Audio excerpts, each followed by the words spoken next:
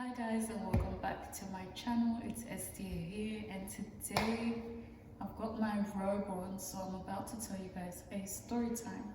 So I'm sorry about my background. So today I decided I'm gonna do a experience story time about my keloids, and I'm gonna try and make this as fast and as informative as can be, and hopefully this video can help someone out there. So if you haven't already subscribed to my YouTube channel, please do so. It is for free, and I do apologize if you guys hear background noise or if people come in. So let's get started. What are keloids?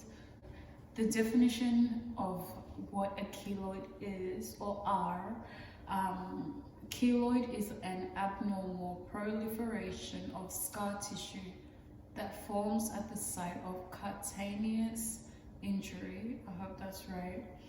Example, on the site of a surgical incision or trauma.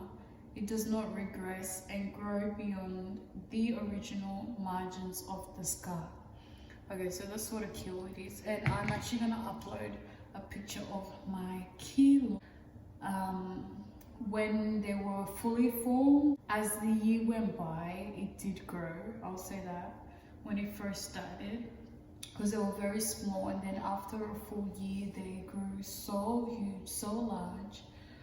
It was scary. So I actually got these keloids in the year of 2018, 2019. I think so, and I'm assuming the reason why I got these keloids is because I was piercing my ears with earrings that were not sterilized, and I was using probably the same earring. Instead of even using a needle, I was using an earring to pierce the ear, and I did that so many times that I don't remember how many pieces I got, and I didn't realize how much it's going to, or it did affect me later on. And I remember I pierced, so I had my first done like when I was younger, and then I did other two. So I had 3, and 2 I did myself on both ears. So they started to grow completely, or they stopped growing in 2020. So the reason to why or how I got these keloids were because I didn't seek professionals to pierce my ears. I did them at myself at home,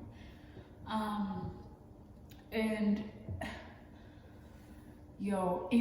it's not a nice thing to look at, I will say that. And I know people have keloids from different parts of their body, and some people have massive growth and all that, and I'm just so thankful to God, like it didn't reach that stage, but it did become an insecurity for me because I was never wearing my hair up in a bun or putting my hair up in hairstyles like so, or I would always just have my hair always covering my ears, whether hot, whether cold. The only time I was free was when I was at home with my family.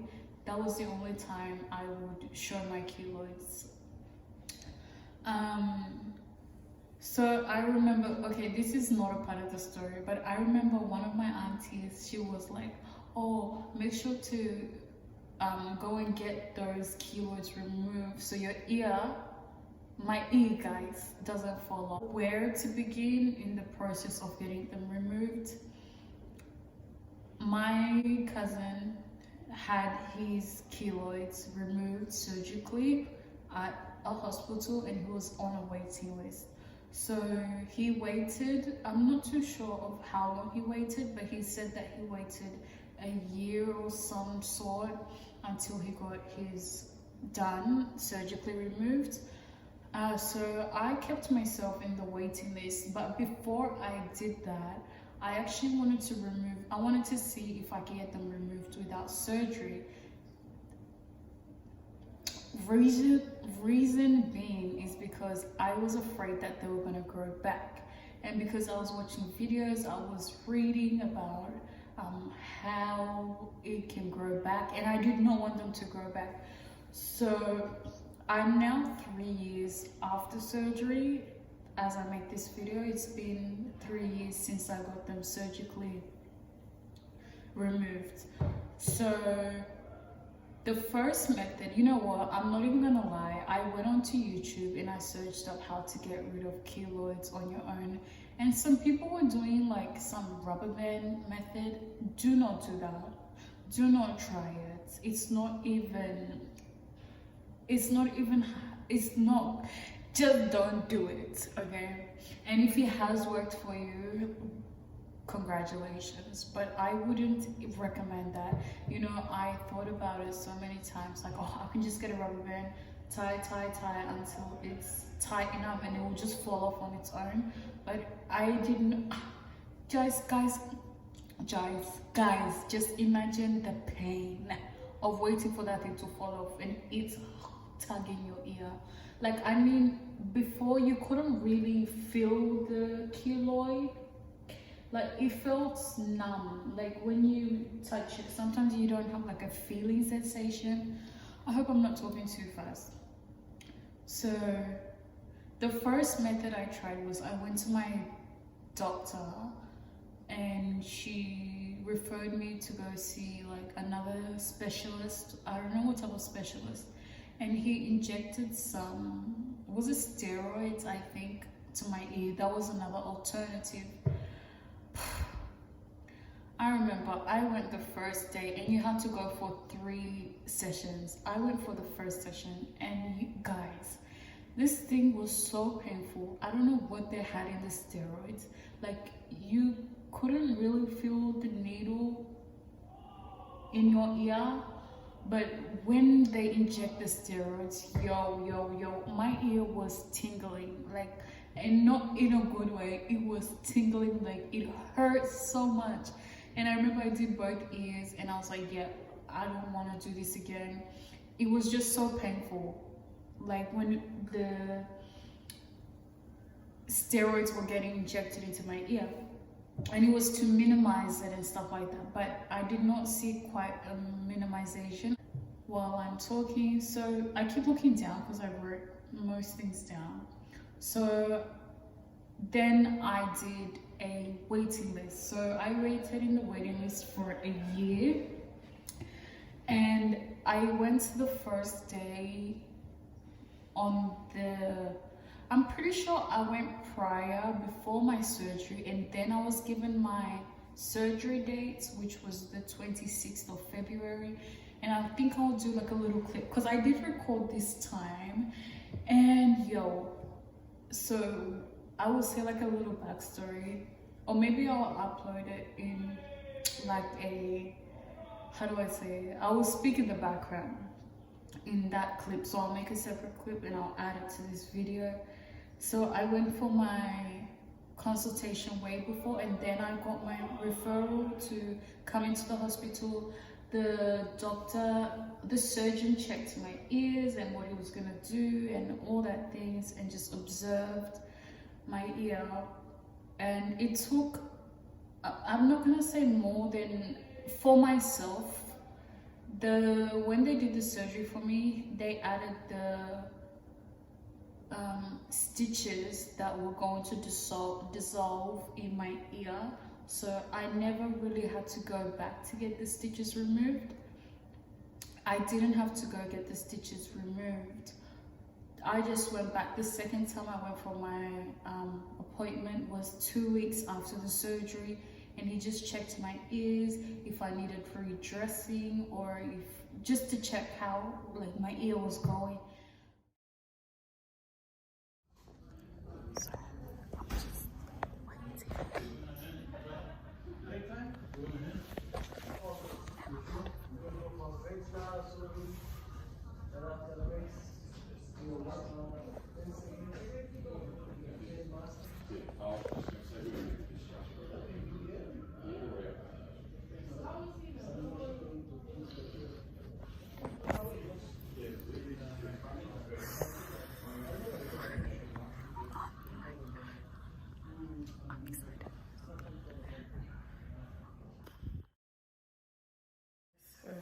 just I feel so good. So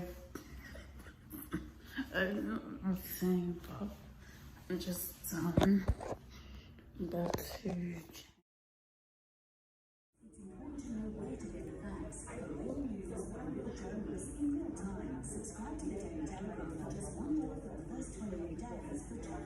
The healing,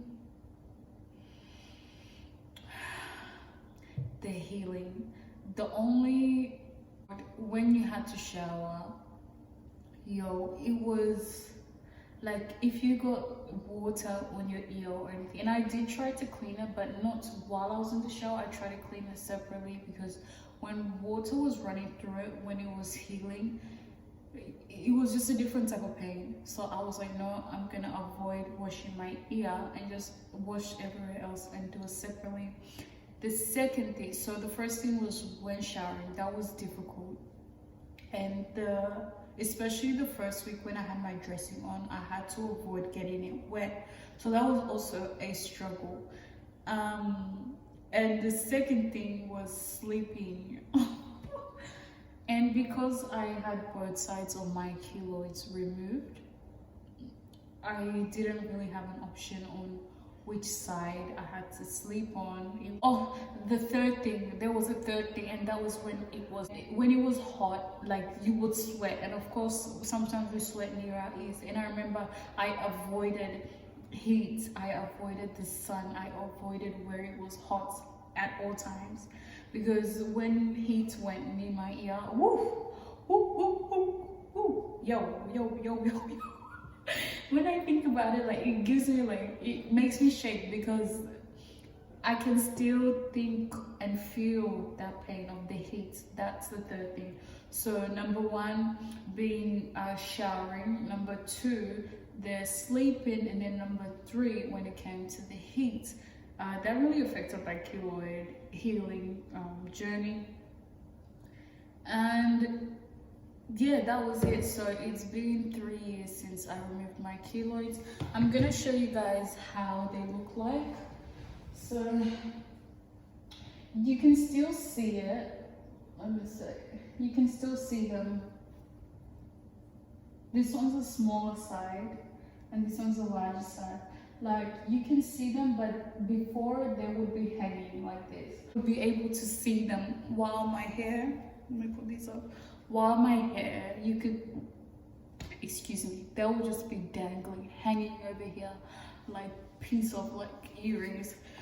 But please, I would advise you, or if you can take anything from this video, please do not pierce your own ears with earrings, or do not even just pierce your own ears at all at that matter, because it can lead to keloids and I don't know, other health conditions or problems or stuff like that. So avoid piercing your own ears, especially when you are not, what is the word, if you are not a professional or if you are not experienced in it. So that was my consequences of doing something out of my own, and I had to pay it, so I did. So that's the end of my video. I hope you guys enjoyed it. I hope I wasn't talking too fast, and please don't hesitate to follow me on my socials, which I will leave down below. And if you haven't already subscribed, what are you waiting for? I'll see you guys in the next video. Take care, God bless, and stay safe.